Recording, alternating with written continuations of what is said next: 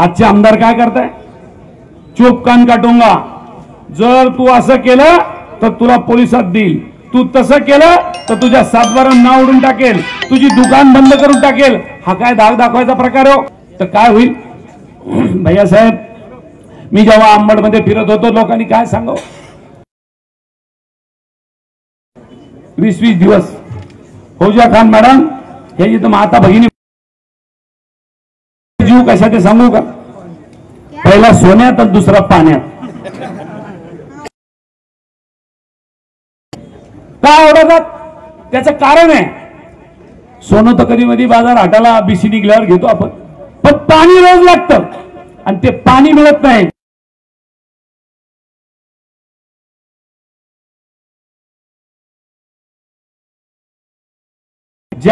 जेवताना पाणी मागू, आंघोळीला पाणी मागू, पण आम्ही पाणी कुठून आणलं ते विचारू का आमच्या माता भगिनीला?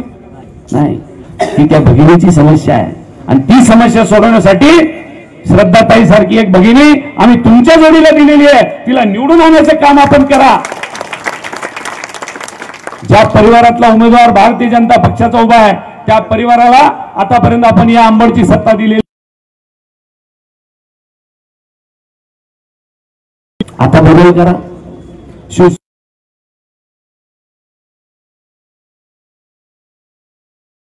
खरंच चांगले हो भैयासाहेब, माय चॅनलही चांगला माणूस निवडला. मी कधी कधी मला प्रश्न विचारतो, या माणसाचं आडनाव चांगले आणि इतका चांगला माणूस, आपली निवड योग्य आहे.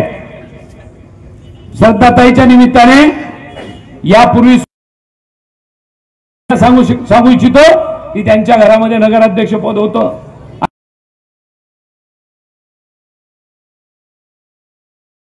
नव्या पिढीला पुढे करण्याचं काम भैयासाहेब टोपे यांनी केलं. मला धन्यवाद द्यावे तेवढे थोडे. एका चांगल्या माणसाची निवड आपण या नगराध्यक्ष पदाकरता केली. एक कमाल वाटते, त्यांच्या सोबत बसायचं म्हणजे अर्धा तास झाला तरी मी एकदा माणूस चिटकला रे चिटकला. अजिबात मानसिकता असते. काय इच्छा आहे भैया साहेबाची की नगरसेवक सुद्धा असे आपण उमेदवार उभे केले पाहिजे की ते सगळ्या समाजाला चालले पाहिजे. समाजामध्ये मला म्हणले कल्याणराव तुम्ही काळजी करू नका, एखादा उमेदवार कमी जास्त होईल परंतु आपल्याला निवडून येणारा क्रायटेरिया लावा, ती माणसं आपण द्या की 100% आपला निकाल या वेळेला आपल्या बाजूने लागणार आहे. तुम्ही जरा 2 पावलं मागे पुढे सरका. एवढंच नाही ताई,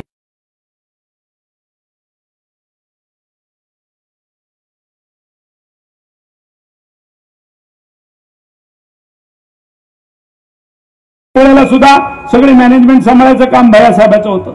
सगळ्या ठिकाणी भैयासाहेबांनी अनेक ठिकाणी सभा घेतल्या. येऊन मला एकच गोष्ट सांगायची आहे, जेव्हा आम्ही एका मतदाराच्या घरी गेलो, मुजगुले नावाच्या ताई, आता मुजगुले नावाच्या घरी आता येता प्रचार करताना गेलो. काय म्हणावं गृहिणीने, आमची ती भगिनी विधवा होती, ती म्हणली भैयासाहेब मी तुमच्याच हॉस्टेलला नोकरीला आहे. असे किती लोक असतील? हजारो लोक या जालना जिल्ह्यातले कर्मयोगी अंकुशराव टोपे साहेबांनी आणि कर्तव्यदक्ष आपलं नेतृत्व कसं असावं त्या भैयासाहेब टोपेनी आपल्या वेगवेगळ्या संस्थेत लावले. आणि ताई एक गोष्ट सांगतो, एका जणाकडून सुद्धा 1 रुपया न घेता कामावर लावले, त्याचं मेरिट पाहून. एवढ्या मोठ्या संस्थेमध्ये एवढी मोठे माणसं कामाला असतील आणि त्या गोरगरीब माणसाला जर काम दिलं असेल तर आपलंही काही कर्तव्य आहे की असा नेता जेव्हा आपल्या समोर काम करतोय आपली जिम्मेदारी आहे की आता आपण त्यांची वेळ आल्यानंतर. आणि भैयासाहेबाची तर निवडणूकच नाही, निवडणूक कोणाची आहे? आपल्या माणसाची आहे, जो नगरसेवक आपला आहे. म्हणून माझी आपल्या सगळ्यांना विनंती राहील की आपण सगळेजण या ठिकाणी जोमाने कामाला लागा आणि निवडून आणायच्या दृष्टीने आपण सगळे मिळून प्रयत्न करू, एवढीच या कार्यक्रमाच्या निमित्ताने विनंती करतो. खऱ्या अर्थाने मुस्लिम बहुल भाग ताई मोठ्या प्रमाणात या शहरामध्ये आहे. मैं हमारे सारे मुस्लिम भाइयों को भी मेरी गुजारिश करने के लिए खड़ा हूं। आने वाले 2 तारीख को हमारा चुनाव होने जा रहा है।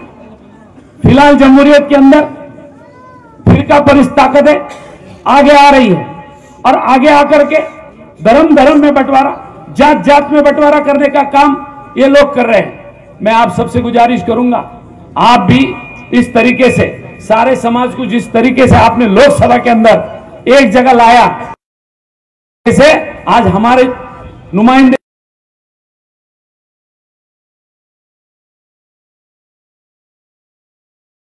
दिला सकते, वो देखने की जिम्मेदारी अब तुम्हारी और मेरी है। लोकसभा के चुनाव में हमने तो काम कर लिया, आपने मेरा काम किया, आपने जीत कर भी दिया, लेकिन अब बारी है अपने नगर सेवक की, अब बारी हमारे नगर अध्यक्ष ताई की।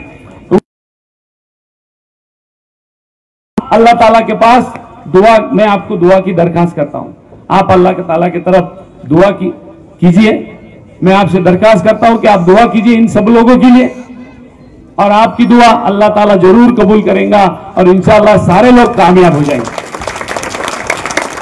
मेरी आप सबसे गुजारिश है, बहुत कीमती टाइम है, बहुत कीमती टाइम है। आने वाले 2 तारीख का जितने भी अपनी भाई अपने से बाजू गए हैं, उनको सबको एक जगह जोड़ो और सबको एक जगह जोड़ करके सबको बोलो कि नहीं, ये टाइम अपने गांव का चुनाव का है, अपना कारोबारी, अपना आदमी जो जिम्मेदार आदमी है शहर का, वो जीत कर देने का टाइम आया है। और जब हम अब नहीं करेंगे तो कब करेंगे? मैं फिर एक बार आपसे गुजारिश करता हूं कि आने वाले 2 तारीख को जो जिम्मेदार लोग अब खड़े किए हैं भैया साहब ने और हमने सबने मिलकर, जो शिवसेना के भी है, कांग्रेस की भी है, राष्ट्रवादी कांग्रेस की भी है, वंचित बहुजन आघाड़ी के भी है, सब लोगों को भैया साहब ने साथ में लेकर के चुनाव लड़ने की बात सामने रखी है। मैं फिर एक बार सबको गुजारिश करूंगा कि आने वाले चुनाव में महाविकास आघाड़ी के गठबंधन के सारे उम्मीदवार को जीत कर लाने की जिम्मेदारी मैं आप पे सौंप रहा हूं। इतनी जिम्मेदारी आप जरूर निभाए, इतना ही कहता हूं। पुन्हा एकदा आपल्या सगळ्यांचे आभार मानतो आणि थांबतो।